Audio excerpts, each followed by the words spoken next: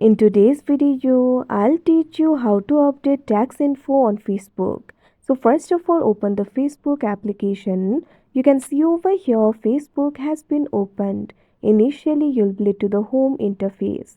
Tap on the profile icon that you can see at the top right corner of your screen. Now you'll be led to your profile interface. Tap on this option dashboard that you can see on the screen.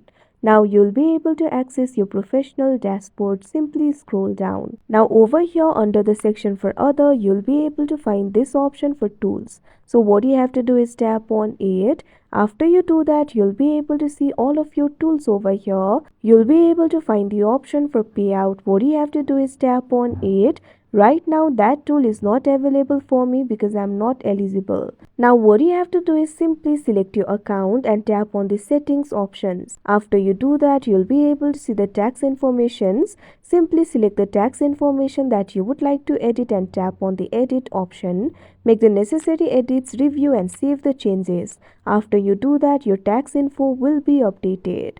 So that is how you update tax info on Facebook. I hope you found this video helpful. Thank you for watching.